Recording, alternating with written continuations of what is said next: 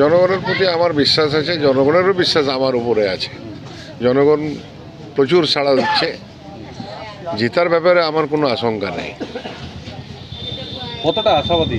200% আশাবাদী। বিভিন্ন জায়গায় যাচ্ছেন, কি সারা পাচ্ছেন?